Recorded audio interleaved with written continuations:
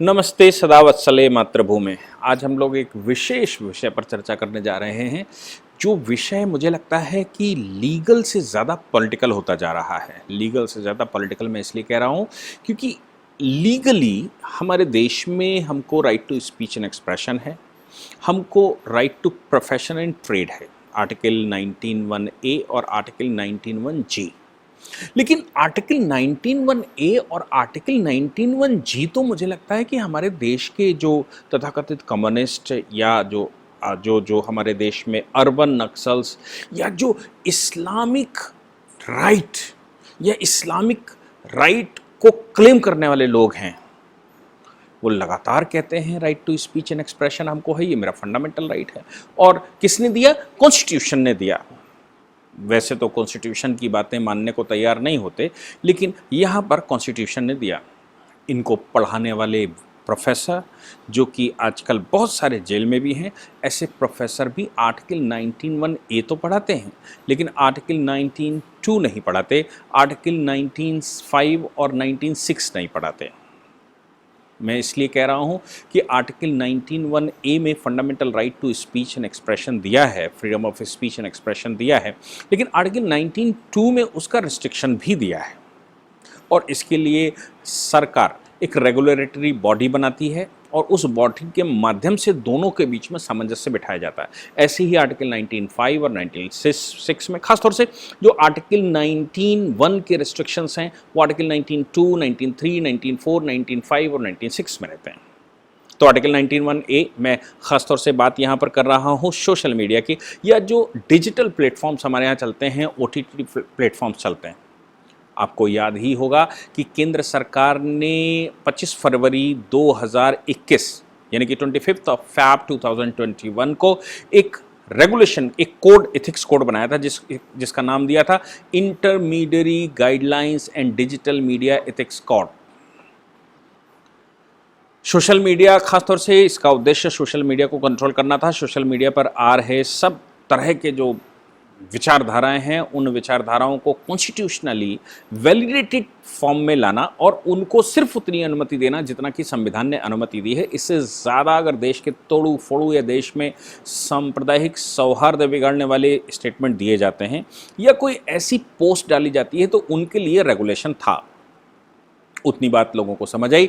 लेकिन अभी इस मामले में सोशल मीडिया प्लेटफॉर्म के अलावा डिजिटल मीडिया भी कवर किया गया है, और डिजिटल मीडिया के अलावा OTT प्लेटफॉर्म्स भी कवर किए गए हैं। अब डिजिटल न्यूज़ चैनल्स और OTT ये दोनों ही चूंकि कवर किए गए हैं, तो अभी कोर्ट में ये जो नई पिटीशन फाइल की है, ऐसे 13 डिजिटल मीडिया के प्लेटफॉर्म्स मद्रास हाई कोर्ट गए हैं। हालांकि उससे पहले भी 5 पिटीशनें दिल्ली हाई कोर्ट, कुछ केरला हाई कोर्ट, और अभी मद्रास हाई कोर्ट में 13 लोग मिलकर, मुझे समझ नहीं आया कि दैनिक जागरण जैसा अखबार जिसका दक्षिण भारत में कोई अस्तित्व नहीं है, वो क्यों गया। हालांकि वो मैंने देखा है कि दैनिक जागरण कभी अपनी लाइन क्रॉस नहीं करता और वो बाकायदा सिस्टमेटिक तरीके से अपना काम करता है, कॉन्स्टिट्यूशन की वैलिडिटी के अंदर करता है। लेकिन मुझे लगता है कि उसका जो डिजिटल प्लेटफॉर्म है, इंग्लिश में भी देता है और हिंदी में भी देता है, वो डिजिटल प्लेटफॉर्म्स लेकर साउथ में गए होंगे और वहाँ जाकर उन्होंने सब ने 13 फर्मों ने मिलकर ऑनरेबल हाई कोर्ट में ये कहा है कि आर्टिकल 14 और आर्टिकल 19(1)A, आर्टिकल 19(1)G का उल्लंघन करता है न्यू IT रूल्स, यानी कि freedom of speech and expression और फ्रीडम ऑफ प्रोफेशन का उल्लंघन करता है। और हमको प्रोफेशन करने का राइट है, हमको स्पीच एंड एक्सप्रेशन का राइट है, जो हम दे रहे हैं। और इन प्लेटफॉर्म्स के ऊपर जो IT रूल्स नए बनाए गए हैं, उन रूल्स में रूल नंबर 12, रूल नंबर 14 और रूल नंबर 16, यानी कि रूल 12, 14 एंड 16 पर उनको बहुत सारे ऑब्जेक्शंस हैं, और वो ये कहते हैं कि fundamental right to speech and expression का उल्लंघन करता है। आर्टिकल 14 इक्वालिटी बिफोर लॉ का उल्लंघन करता है और आर्टिकल 19(1)G का उल्लंघन करता है। आज हम इस पर एक विश्लेषण करने वाले हैं कि ऐसे कौन से लोग हैं जिन्होंने honourable chief justice Sanjeev Banerjee और ऑनरेबल जस्टिस संथी कुमार रामामूर्ति की अदालत में पिटीशन डाली केसेस डाले हैं और उस पर केंद्र सरकार को मिनिस्ट्री ऑफ इंफॉर्मेशन ब्रॉडकास्टिंग को नोटिस इशू कर दिया गया है। इस नोटिस के तहत उनको बुलाया गया है और पूछा गया है कि आप किस प्रकार से इन पिटीशंस का जवाब दीजिए। मैं पहले उन रूल्स की चर्चा कर दूं, उसके बाद फिर इसका कानूनी विश्लेषण भी करते हैं। पहले क्या था और क्या डिजिटल प्लेटफॉर्म्स के बारे में नया कोर्ट ने किया और नया इंफॉर्मेशन ब्रॉडकास्टिंग ने किया और उससे क्या समस्या हो सकती है, इन लोगों को आखिर क्यों दिक्कत है। मैं आपको बताऊं कि रूल नंबर 16, जिस पर खासा विवाद है, रूल नंबर 16 आईटी रूल्स का ये कहता है कि सेक्रेटरी इंफॉर्मेशन एंड ब्रॉडकास्टिंग, यानी कि जो इंफॉर्मेशन ब्रॉडकास्टिंग की मिनिस्ट्री है, उसका सेक्रेटरी के पास इमरजेंसी पावर है कि वो इंतरिम मेजर लेते हुए किसी भी न्यूज़ को पब्लिक एक्सेस से रोक सकता है। उसके लिए उसको उस समय नोटिस देने की जरूरत नहीं, उसको रोक देगा, उसके बाद उसको बुलाएगा, अपॉर्चुनिटी देगा कि आप आइए और अपनी बात कहिए, क्यों आपके इस ब्लॉकिंग को कंटिन्यू रखा जाए, न रखा जाए। इस पर विवाद यह है कि हमको प्रोफेशन का राइट है, हमको right to speech and expression है, हमको प्रिंसिपल ऑफ नेचुरल जस्टिस है, जिसके तहत मैंने कहा गांधी के जजमेंट में और सुप्रीम कोर्ट ने कहा था कि किसी के खिलाफ भी कोई एक्शन तब तक नहीं लिया जा सकता जब तक कि उसको अपॉर्चुनिटी दे दी जाए। उसको अपॉर्चुनिटी देने के बाद उस पर एक्शन लिया जा सकता है, सीधा उस पर कोई एक्शन नहीं लिया जा सकता। बात तो ठीक है कि मेनका गांधी का जजमेंट ऐसा आया, लेकिन इस रूल में कहीं से भी ये नहीं कहा गया कि आपको अपॉर्चुनिटी नहीं देंगे। ये कहा गया कि इमरजेंसी पावर्स का इस्तेमाल करते हुए सेक्रेटरी को ये राइट होगा कि किसी भी न्यूज़ का पब्लिक एक्सेस करने से रोक दे। उसके बाद आपको सेटिस्फाई करना पड़ेगा कि क्यों उसको कंटिन्यू रखना चाहिए। तो इनका कहना है कि बिना अपॉर्चुनिटी दिए आप कोई न्यूज़ नहीं रोक सकते। अपॉर्चुनिटी दिए बगैर का मतलब ये हो गया कि आज ये रॉन्ग इन्फॉर्मेशन दें, आज की रॉन्ग इन्फॉर्मेशन वायरल हो जाए, देश को गुमराह कर दे और फिर मिनिस्ट्री ऑफ इंफॉर्मेशन ब्रॉडकास्टिंग इनको एक नोटिस करे। उस नोटिस के बाद ये आएँ और 15 दिन बाद कहें कि साहब मैं इसको डाउन कर लेता हूँ, तब तक तो वो आग लगा चुका होगा, देश को भड़काना था, देश को भड़का चुका होगा। भाई सीधा तरीका तो यही है कि मिनिस्ट्री ऑफ इंफॉर्मेशन ब्रॉडकास्टिंग का सेक्रेटरी आज उस पर स्टे दे दे और उसको पब्लिक एक्सेस से रोक दे, और आप कहें कि नहीं इसकी पब्लिक एक्सेस नहीं रोकी जा सकती। क्यों? क्योंकि इसमें कोई कानून का उल्लंघन नहीं किया गया, इसलिए freedom of speech and expression के मातहत आती है। आर्टिकल 19(2) में कहीं से भी इसको रोका नहीं गया है और आर्टिकल 19(2) का उल्लंघन नहीं करता, इसलिए इसको पब्लिश कर दिया जाए। मिनिस्ट्री ऑफ इंफॉर्मेशन ब्रॉडकास्टिंग का सेक्रेटरी, जो कि एक ऑटोनमस जो कि एक ट्रिब्यूनल बॉडी भी बनेगा, उसको पावर है कि वो उसको रिलीज कर दे और उसको पब्लिक एक्सेस के लिए खोल दे। सवाल यहाँ पर यह आता है कि क्या ऐसी पावर्स इमीडिएट मेजर्स के लिए नहीं देनी चाहिए। इनका कहना है कि इमीडिएट मेजर्स के लिए नहीं देनी चाहिए, जब हम आग लगा चुके हों, जब देश जल चुका हो, तब आप उस पर रोक लगाइए, हम उसको डाउन कर लेंगे। है यानी कि हमको पहले अपॉर्चुनिटी दी जाए, उसके बाद इसको डाउन किया जाए। रूल नंबर 12 जो खासा बात कहता है कि आप अपनी सेल्फ रेगुलेटरी बॉडी बनाइए। पब्लिशर्स जो ऑनलाइन पब्लिश करते हैं, ये अपनी सेल्फ रेगुलेटरी बॉडी बनाएं और इन पर कंप्लेंट रिड्रेसल बॉडी बनाएं, जिन पर लोग जाकर अपनी कंप्लेंट दर्ज करें। उस कंप्लेंट के बाद आप उस पर मेजर्स ले सकें और आप उन पब्लिशर्स को जो कि डिजिटल प्लेटफॉर्म चलाते हैं, डिजिटल मीडिया चलाते हैं, उन मीडियाज़ को लौटा सकें।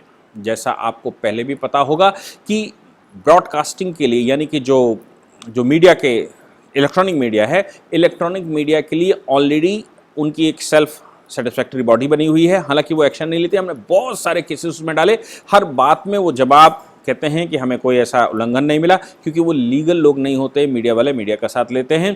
तो सेल्फ रेगुलेटरी बॉडी है, उस सेल्फ रेगुलेटरी बॉडी के पास हम जाते हैं। जब वो एक्शन नहीं लेते हैं तब हम मिनिस्ट्री ऑफ इंफॉर्मेशन ब्रॉडकास्टिंग में इंटर मिनिस्ट्रियल बोर्ड में डालते थे।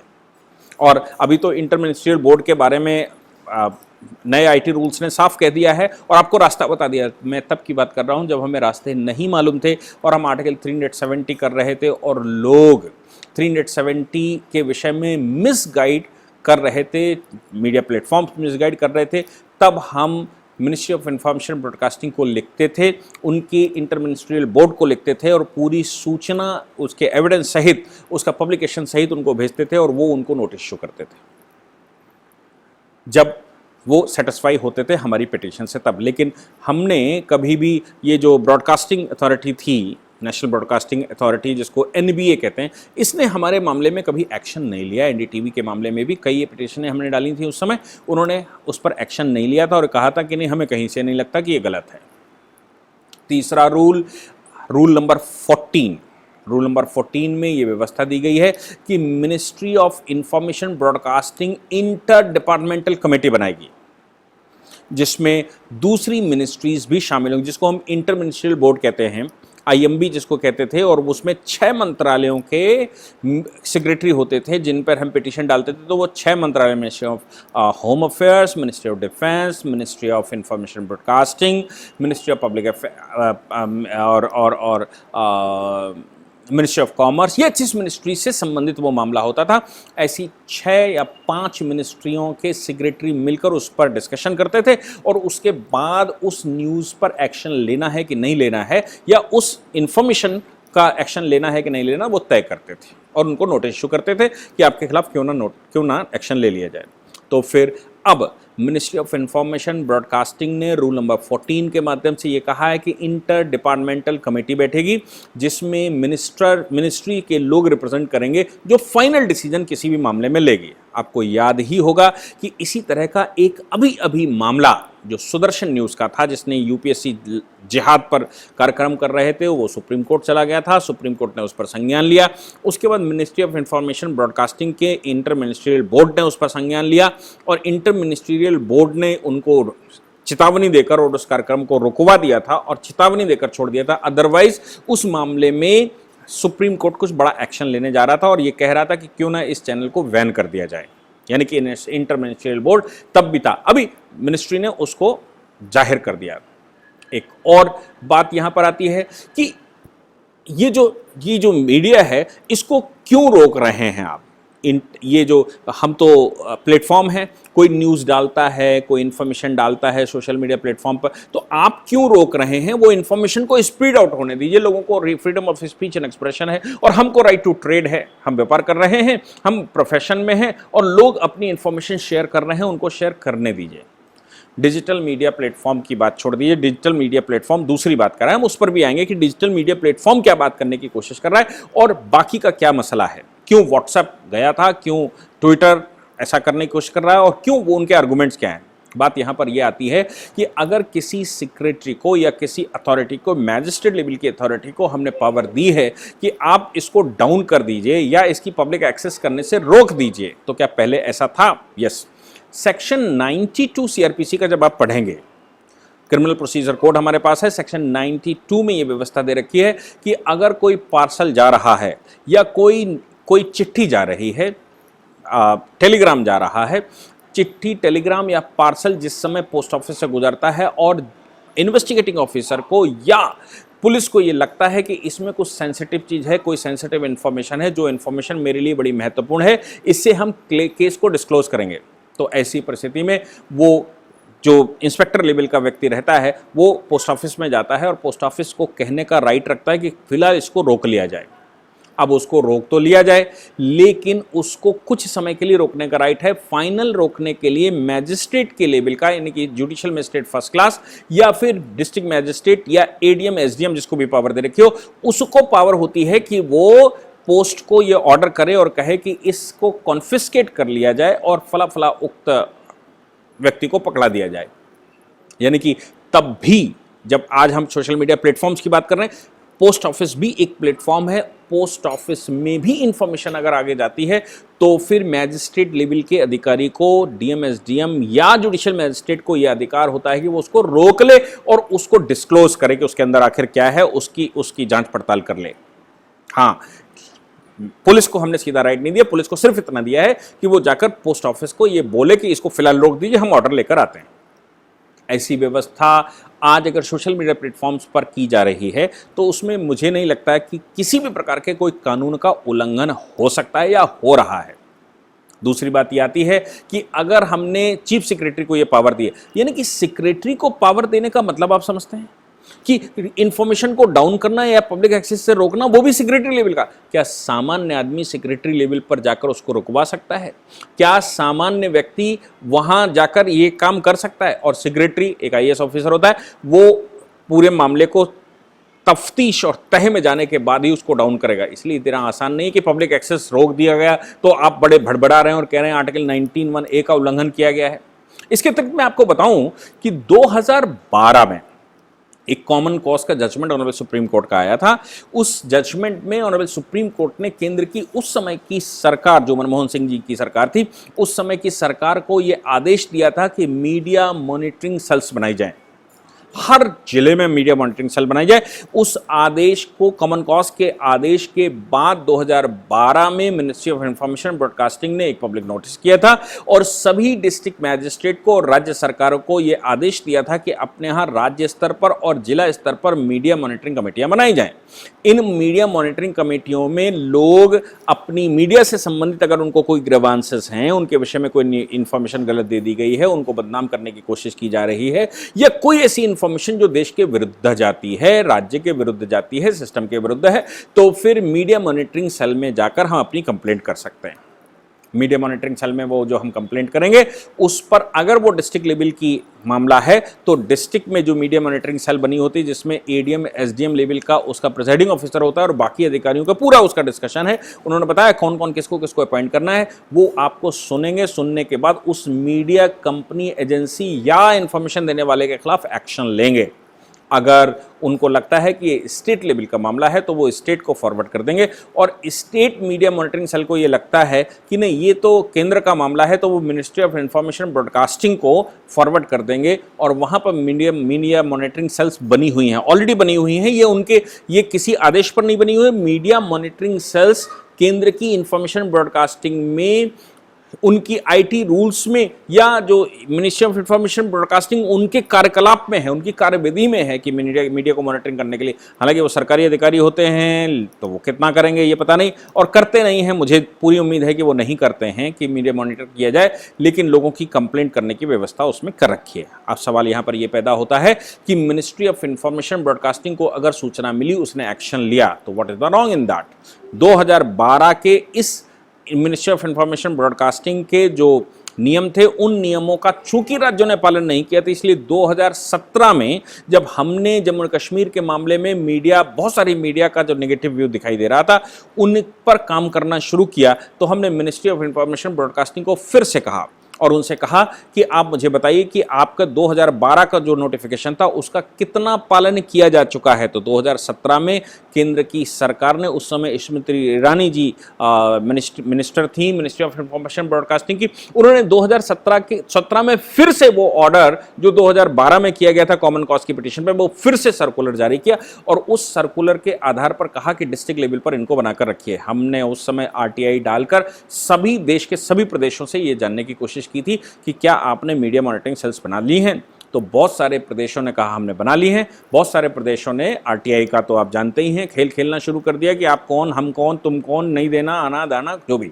लेकिन आज की तारीख में मैं फर्रुखाबाद डिस्ट्रिक्ट में कहीं बैठा था और किसी मामले में वो इंफॉर्मेशन गई और ये हुआ कि साहब एक डिजिटल प्लेटफॉर्म है, उसका एक छोटा अखबार भी निकलता है दिन में, उस अखबार में कोई मिसगाइड करने वाली इंफॉर्मेशन थी और जिसकी इंफॉर्मेशन थी वो शैलेंद्र सिंह राठौर जी, वहाँ के एक बड़े जनप्रतिनिधि तो नहीं हैं लेकिन एक बड़े पॉलिटिशियन हैं, उनके खिलाफ वो जब चला तो मैं बैठा था, मेरे सामने वार्ता हुई तो उन्होंने कहा भाई साहब ये देखिए मेरा तो कोई रोल ही नहीं है, जिला पंचायत के चुनाव और ये वो, और मेरे को बदनाम करने की कोशिश की जा रही है। मैंने उनसे कहा कि आप media monitoring cell district magistrate के यहाँ क्यों नहीं उसको लगाते। तो उन्होंने कहा कि हमारे यहाँ तो डिस्ट्रिक्ट मैजिस्ट्रेट के यहाँ कोई सेल ही नहीं है। पता करने का उन्होंने 2-4 लोगों को फ़ोन किया और ये पता करने की कोशिश की तो मालूम पड़ा कि सब जगह से एक रिप्लाई, ये क्या होता है क्या भाई, ये कुछ होता भी है क्या।